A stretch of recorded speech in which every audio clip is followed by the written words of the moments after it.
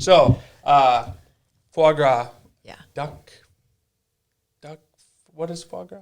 I don't know. Okay. This is your story. Right. See, and I still don't know. All I know is that. We're just smiling and nodding because that's what you do as a Minnesotan. Yeah. Sounds good. Exactly. Sure. Oh boy, that was great. Yeah. So, it's something to do with. I'll give you a 6 out of 10 on that as far as funny goes. Yeah.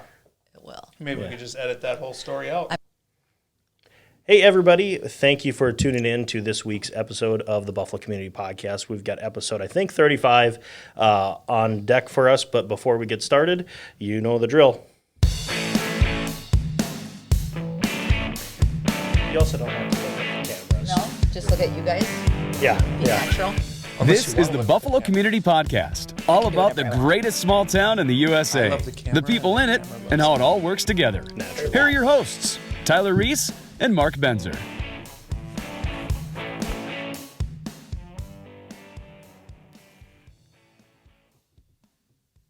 That's such a good fade. That's a good. You've done that before, I've complimented myself many times doing that.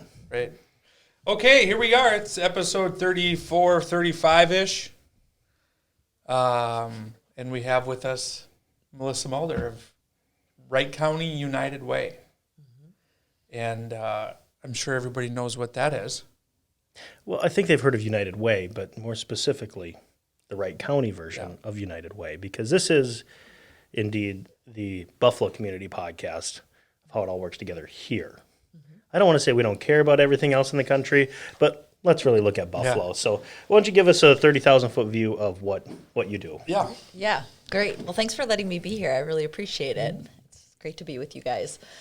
So I'll tell you a little bit about what United Way does and then kind of funnel into what we do at the Wright County area, United Way. So United Way started in the 1800s, kind of the late 1800s, with community members and business leaders just looking around their community and saying, this family doesn't have enough to eat, or that little boy needs shoes. And so business leaders got together and decided to pool their money into what they called community chests and then make sure everybody had what they need. So they said, we have enough money for food. Let's make sure our neighbors do too. And now, almost 150 years later, we're still really doing that. So we have a national and actually a world branch of United Way called United Way Worldwide. And so we're a part of that affiliation.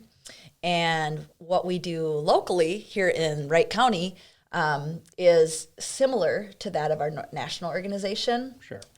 In that we focus on certain areas. We focus on income disparity, health, and education. And what we do specifically in Wright County looks a little bit different because what the needs are in Seattle or Minneapolis or anywhere could be different than they are in Wright County. So we get to specialize on what our needs are and what our opportunities are. Perfect. Well, and this may be jumping the gun. What are Wright County's needs? Yeah. I mean, what are the main points of That's a great of question. your program? Yeah. So what we do is out of those three buckets of health, education, and income disparity, we separate income disparity into food and shelter because those are the most prevalent needs in Wright County. So we partner with other nonprofit organizations, other 501c3 organizations to accomplish that. So we work with our school district. We work with all sorts of different education municipalities to make sure that wraparound services, special education services, all sorts of things are represented. We work in food relief. We work in access for getting people the food they need, as well as just literal food and the distribution of it through our food shelves. We work in several different mental and physical health programs. Okay. And then we also work to support different shelter programs and agencies. Sure. So, obviously just helping in so many different ways obviously requires a tremendous amount of funding. Where does a majority of your funding come from, and is it something people listening could say, hey, I love what Wright County United Way is doing and love to help fund that? Yeah. So everything we do is privately funded. We don't have any state or federal funding that comes into our organization. So we partner with groups, we partner with individuals, and we partner with corporations. If anyone is interested in being a part of our team and partnering with us, they can go to Wright County Area United Way wright.org and click on the big donate button. And I always tell people it's an organization that I not only work for, but I donate to because I'm really passionate about those things. In addition to partnering with different agencies in our communities to serve these needs, we also really hold the agencies accountable. So we provide some governance so that those funds, because they are 100% donor funds, are really taken care of and are applied in the areas they need to. So we make sure that we're really good stewards of the funds that we receive. Yeah. I think we've all heard of those different organizations as far as there's lots of websites and things dedicated to, hey, if you donate to this charity or this group, here's how they kind of break down your dollar. And you can kind of, some of them you feel better about than others, just in terms of, are you lining somebody's pockets, or is a majority of that money going to the cause you think you're donating to, or feel, so I think people can have a lot of confidence that their donation is going to a really great cause. Yeah, absolutely. In our funding cycle and how we receive our donations, only 2% of what we bring in campaign has to go to our national organization. Otherwise, 98% stays in Wright County. And there are very few nonprofit or charitable organizations that can say that because oftentimes there are a great deal of either overhead or administrative costs. Our goal is that we talk to donors, we find out what is important to people, and we align them with agencies and programs that fit what their heart says. And for every donor, that can be a little bit different. And so we can provide that fiduciary branch that folks can donate to. And like I said, also some accountability so we can help oversee those dollars and those programs to make sure that the donors' request and desires are really obtained. I think that's great. I think it's awesome to hear that there's no government funding behind it. Me personally hearing that is awesome. Of one, people also being able to direct kind of what they want to do with it. I know a lot of people that do donate that sometimes it just disappears, but they do want to direct it. So, kudos to you guys to be able to help direct that to something that's important to them. So I think that's pretty impressive. Now, with this year, something little happened called COVID-19. You might have heard of it. How has that affected United Way, Wright County? Yeah, I actually really enjoy asking that question of everyone, right? Because everybody's got an answer that I find so interesting. So when kind of COVID struck, March 13th, everybody seems to remember that date, what we did is we immediately went into a response phase. That we checked in with all our partner agencies to understand what are the needs in shelter, in health, in education, in food. And there was three disparities that really rose up in Wright County. Number one was getting folks, especially shut-ins and senior shut-ins, access to food. So we don't always lack food here in Wright County, but we lack access, especially with COVID hitting. Folks that normally would come to the food shelf or seniors that were shut in that had Meals on Wheels, all of that stopped in terms of a delivery. So we worked with about 30 different agencies to create a program, and it's still actually going today, to get seniors and shut-ins the meals they need. And it was such a neat collaboration because it was private, public, nonprofit, individuals, churches, everybody working together to really make sure we had what we need. So that was one of the programs we did. Something else we did was deploy funds right away to a community resource line that United Way actually sponsors called 211. So if anybody out there ever needs any kind of access to a resource, if they're struggling with mental health, if they can't pay their rent, whatever the case may be, 211 is a number folks can call. Similar to 911, 911 is for emergencies. Yep. 211 is for access to all community resources. Wow, I didn't know that. Yeah, that's a really important, and so that was something we immediately deployed funds because within the first week of COVID, kind of like that middle March time period, calls to 211 had gone up by 300%. So we wanted to make sure that we could deploy funds to fully just build up that infrastructure. And then in addition, we looked at, what else is happening in our community? What's being over-resourced? What's being under-resourced? What's being adequately resourced? And we also found domestic violence was an area that was on the rise and was really forecasted to be on the rise. So we also deployed funds to Rivers of Hope, which is an organization in Monticello that supports families going through domestic violence. And so right away we just said, what are those most prevalent needs? We made sure to deploy funds. And then we accelerated our process to do our normal allocations so that folks could get the funding they needed. Sure. Is there anything lacking right now, something that you need? Yeah, that's a great question. And that's something that we're always doing, really cyclically, but it's really different with COVID. So what we did originally was we went into a response phase. We raised $60,000 in 3 weeks. And we had some great corporate sponsors to come together with us, one being Cargill, that just came alongside us. And so we deployed those funds right away. And then we had to move into a recovery phase to say, all right, how's everybody doing? Who needs, some maintenance help? What program is just a response and needs to go away? What needs some forecasting for the future? Sure. So we kind of moved through that, and now we're really in that restoration phase to say, all right, we've responded, we've recovered, and now we need to restore a little bit and look at how do we keep things ongoing. Like I said, there's senior shut-in meals. That's not something we could have forecasted last spring that would still be a need now. Yep. But it is. Yep. So we need to keep a pulse on that. Something else we're forecasting for the future is homelessness. That is something in probably the next 6 to 12 months that's really going to be a prevalent issue in Wright County and something we need to start thinking about and planning for. Can I ask why? Why? I mean, Yeah. what's driving that? Yeah. So in Wright County, we currently have, prior to COVID, we had about a 12% homelessness rate. And homelessness looks different in Wright County than it does in Minneapolis. It's, like I tell people, it's not somebody living under a bridge and kind of those, impressions you see in your mind. It's often families, and they're bouncing from kind of one home to another. They're in the Walmart parking lot. So we already have that as an issue.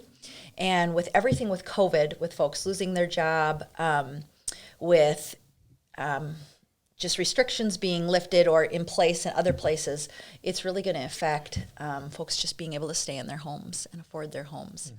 So that's something, like I said, that we're really trying to keep a pulse on. It's also a programming in Wright County that we have a lack of. We don't have a lot of agencies or programs doing home recovery. We don't have a shelter. So it's really a challenge that we're looking at and trying to come to the table with other agencies and partners to say, how can we solve this?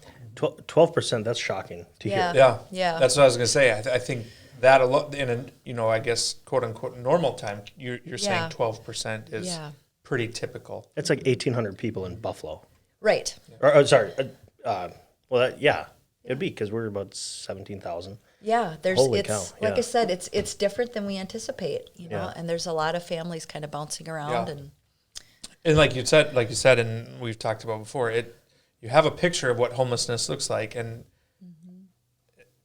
1,800 homeless people in Buffalo, if it looked like what you thought it looked like, you would see it. Right. It would be visible. Right. And you would call it a big problem.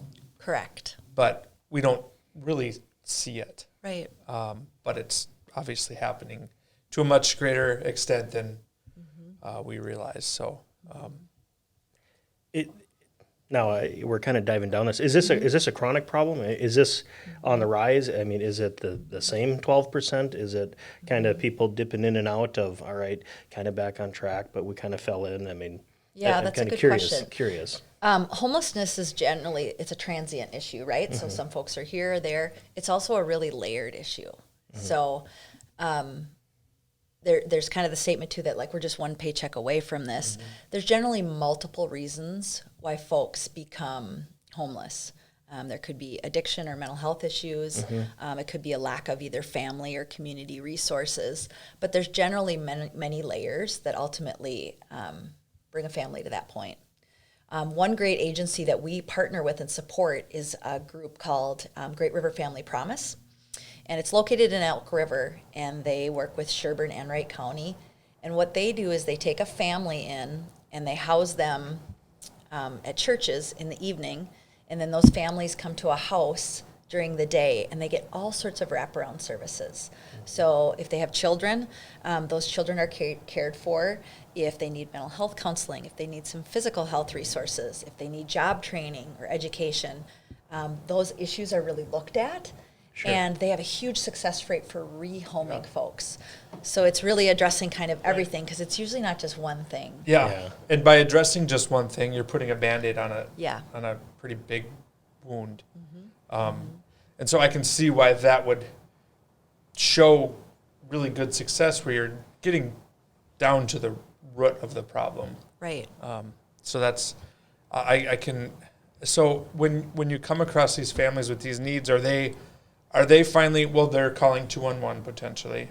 Are they finally breaking down and seeking the help? Are people saying, hey, my neighbor, my friend, my cousin, are they quote unquote being nominated for the assistance? What do you generally see?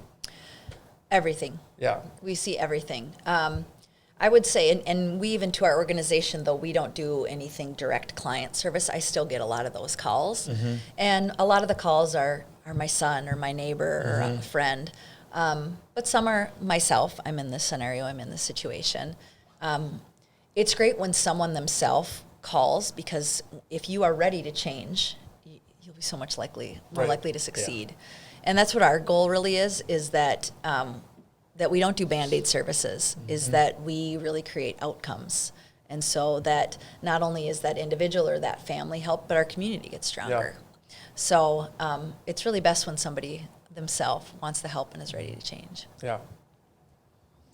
That's just kind of shocking. I didn't know we were going to go down this this route here. Maybe get back onto some other things that you might want to talk about, what Wright County United Way is, off of the homelessness. Did we miss anything?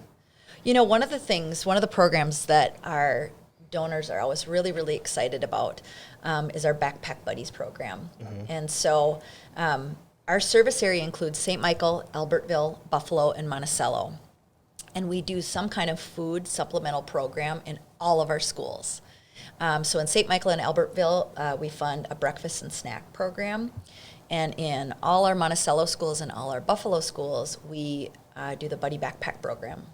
And what that is a backpack of food for a child and their family to take home every weekend. And it's available to any child that's on free or reduced lunches, or anybody that just opts in and signs up for it. And what's unique about us is, like I said, that we fund and we pay for food for the whole family. Sometimes there's programs where a child will take home a lunch for themselves or whatnot. And we have great relationships with our schools. So our schools in Monticello and in Buffalo, Hanover, Montrose, they provide administration and staff to do the program, and we buy all the food. So it's partnerships like that that are really successful in Wright County, where we just all work together.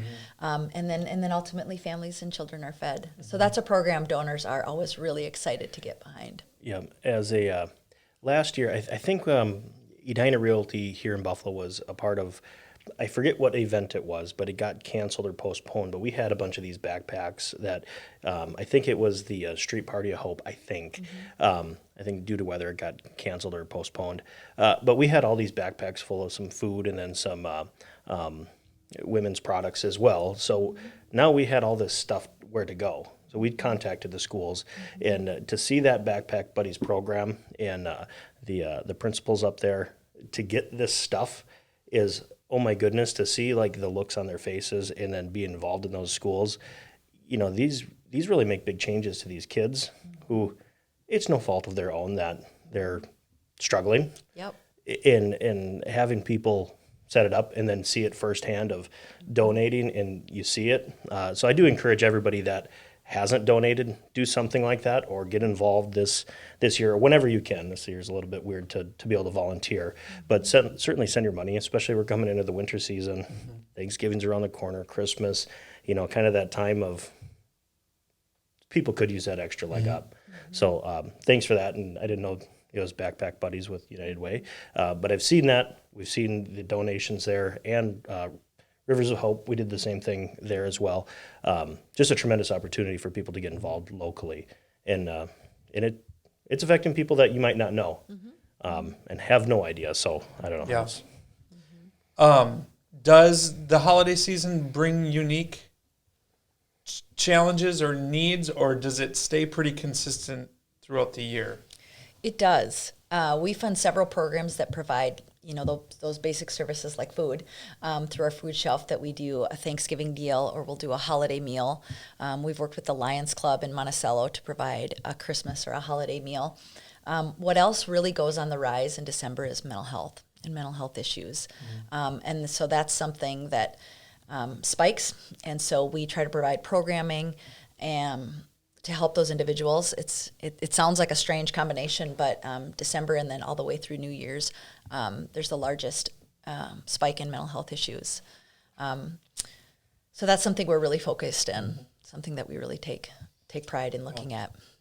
Sure. Yeah, and I think that is a difficult time of year for a lot of people when you feel like you want to provide something as far as gifts, or I just do think that it is supposed to be a happy time of year, and you start to question, why isn't this the happy time of year? And it could be for any one of these, lack of shelter, lack of education, lack of health, just whatever, any of the things that you guys deal with can accentuate that. So, what a great, in the kind of coming into a season of giving, getting to know what the United Way does.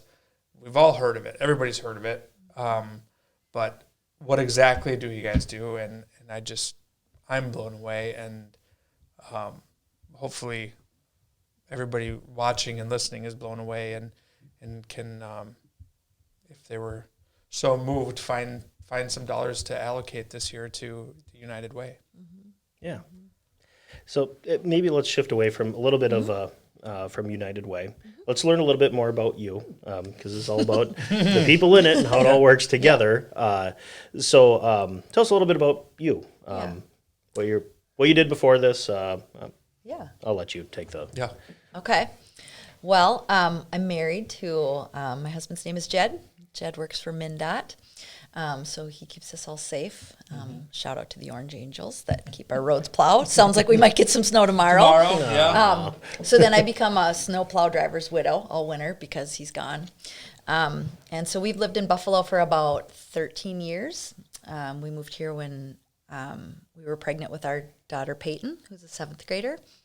And so we have a daughter named Peyton, and then we have a daughter of our heart that we adopted from Ethiopia that is going to be 28. And so That's a little bit about me. What I did before this is, by trade, I'm an exercise physiologist. So I did health and wellness and corporate wellness programming for about 20 years prior to this. And so what I used to do in trying to get each person to their next kind of best step and help them individually, now I do it more on a community level to say, how do we take care of our community, and how do we make it as healthy as we can? That's great. Yeah. That's great. You've watched a couple of these episodes. We've kind of done like a speed round. Now, I haven't written any down, but I do like asking the questions of, when you're in your car, what are you listening to? When I'm in my car, I usually just listen to 98.5. I just really like Christian music. Yeah. We can edit this out. Mark always says that because he always needs to repick a question. Right.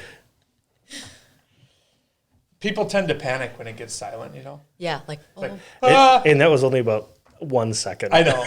Sure. I know.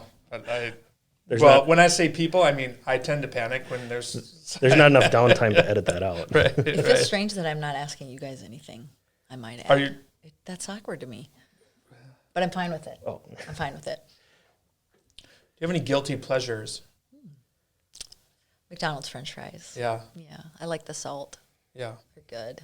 They're really good. Yeah. You're not alone in that one. Sadly, I'm not. Right. They're so good. The same here. Yeah. Same here. Well, if you were a cartoon, who would you be? Just off the top of my head. I would be, well, I'm kind of an introvert, so I would probably be, isn't there like an X-Men who becomes invisible? Yeah. Isn't that the Invisible Woman? That's what I don't know. I haven't seen that.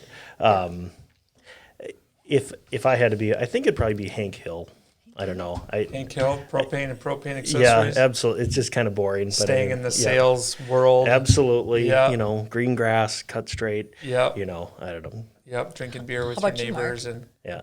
what? My cartoon. Yeah. Who's your cartoon? Oh.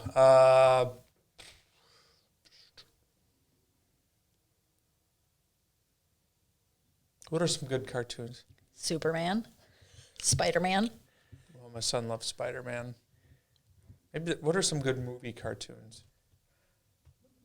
Daffy Duck? I don't know. that's Elmer Yeah, Fudd. sorry. I'm just putting the brakes on this interview here. Sorry, guys. Do you, husband, your daughter is Peyton, right? You guys do any traveling? We do. Okay. Yeah. What's your ideal type of vacation? Is it a beach? Is it a mountain? Is it active? Is it chill? What do you guys like? That's a good question. Our favorite place is the Black Hills. Finally, I asked a good question. Yes. We love the Black Hills. Yeah. There's no humidity. Yep. There's no bugs. Hills. There's hills. Yeah. And it's beautiful. And we try to go every year and stay in a cabin. Every year. And we love it. We love it. We go horseback riding. We go bike riding. We run. I'm a runner. I've run for like 25 years. So I used to travel all around and do different marathons and stuff all across the United States. Now I just run in my neighborhood. That's good enough. So what was That's your good. favorite marathon? My favorite marathon was probably in San Diego. It was the Rock and Roll Marathon, and there was a band at every mile. Oh my. So that was nice. Yeah. That was helpful. Mm-hmm. Yeah. That- Who was at the finish line? I don't remember. There's 26 of them. Carl Eller playing his tuba? Yeah. They weren't really that famous of band, Yeah, you know. They, sure. they like it wasn't Poison, Right, you know, yeah. Right. or anything. So, but it was good. Yeah. That would be a good motivator, though. Like, hey, Right. I'm at mile 5, but I know at 26.2, Poison is going to be Right. there. I would have kept going. Yeah. Yeah. Yeah. That's awesome. Yeah, it took me 12 hours to run this thing because I Yeah. just kind of stopped every mile. Right. Had a beverage, met some people. It was great. I'm not sure if I actually finished. This is a marathon. It was fun. Yeah. Burgers or pizza? Oh, pizza. Yeah. You? I'll go pizza. It's so versatile. And you just can't go wrong. No. You can't unless Even- you have allergies. Even bad Yeah. pizza's really good pizza. Right. Pretty good pizza, I should say. Right. Yep. Mark. Golly. Burger, Well, pizza. I'm more often than not, it's pizza. But man, I love burgers. Yeah. Boy. My husband, whenever we lunchtime. go out to eat, no matter where we go, he gets a burger and fries. So, Can I no tell a quick offense to funny him. story about burgers? yeah. Yeah. Okay. I was gonna say no offense. That's kind of boring. I know, but you Yeah. know, he was a truck driver for many years. Sure, So it's sure. like, you can't Okay. screw that up. Yeah. You know what I mean? Okay. He probably Yeah. ate at a lot of truck There's something to be stops said where, about consistency. Yeah. you know? Wow. So, burger and fries, he found Sure. was best.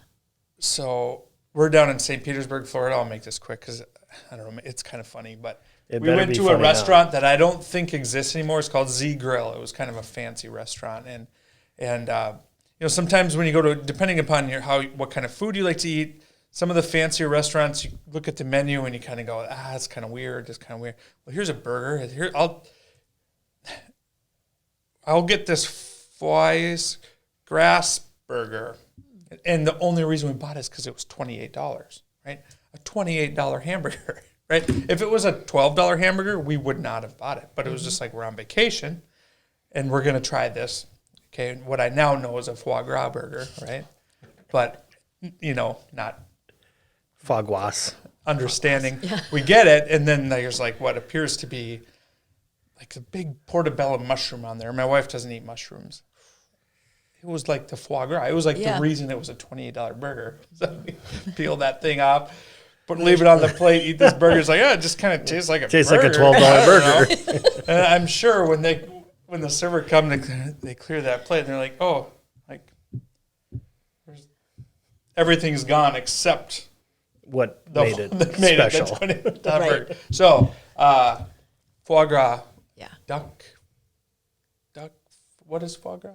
I don't know. Okay. This is your story. Right. See, and I still don't know. All I know is that We're just smiling and nodding because that's what you do as a Minnesotan. Yeah, Sounds good. exactly. Oh boy, that was great. Yeah. So,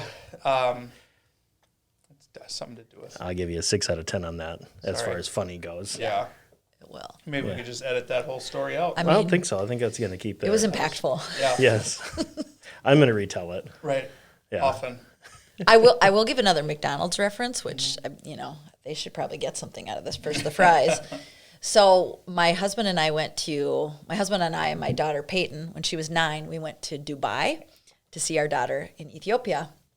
And so we all met in Dubai, which is, it's got a lot of stories in itself. But in relation to burgers, we went to a McDonald's because my husband loves burgers and fries. And our daughter from Ethiopia had never been to a McDonald's because they don't have them in Ethiopia. And we went, and he got a burger and fries. And whenever, you travel internationally, I don't know if you guys have, stuff just doesn't taste the same. Right. Like he got a burger once in Ethiopia, and you're going to have to air quote it to call it a burger, Right. And we went to the McDonald's in Dubai, and he was like, this tastes exactly like Minnesota. And it was like the best day ever because Just a little piece of home. it was just a little piece of home. Wow. Yeah. Well, a little bit of a funny story there. I went to a McDonald's in Chinatown in New York City. Yeah. Tastes nothing like the one in Minnesota. Darn it. But I don't know. So that's really my only Mark that down. international international cuisine there. So Well, we've all told our burger stories. Yeah. So never going to repeat this. Yeah. I don't have much else other than if you need travel advice in the Black Hills, or you want to donate to an outstanding organization doing outstanding work right here in Wright County, addressing just in countless amount of needs, can people reach out to you? And in the questions we didn't ask, they can reach out to you, email you. Absolutely. We can blast some contact information, but why don't you share it? Yeah, absolutely. Our website has all of my contact information, which is WrightCountyAreaUnitedWay.org. Even if you go into Google and start putting in Wright County United Way, we'll pop up, and all my contact information is there. You can even give us a call at 763-688-1919. And my email address is way too long to say. It's too many letters. Yeah. So we'll put that on there. Yeah, right? exactly. Yeah. Here it is, but that's not a clickable link. You can always click the link inside the video here. Yep. So, Awesome. but for the Buffalo, actually I forgot. Are you a Vikings fan? Are you a football fan at all? I am. All right. Well, we've been doing this contest for guessing the correct score of the Vikings game and the correct winner. Well, nobody has yet, and they got trounced yesterday. Nobody won. Actually, somebody commented this morning the exact score, but they didn't do it before the game. Next week is a bye week, but so we're going to actually give people 2 weeks to guess. So 2 weeks from now, submit your guesses for the Vikings game. I think we're up to 100. We're giving away $140 to the first person to guess it correctly via Facebook Messenger. Facebook Messenger, Yes. not in the comments. Correct. We need it in Messenger because Messenger timestamps it, Yes. and the comments don't. Correct. So it needs to be in before kickoff. Yep. But In they're the Messenger. But they're on a bye week this week, so We're on a bye week this week. and we'll remind you next week. Yeah. So, but for the Buffalo Community Podcast, I'm Tyler Reiss with Edina Realty. I'm Mark Benzer with Country Financial. And I'm Melissa Boulder with the Wright County Area United Way.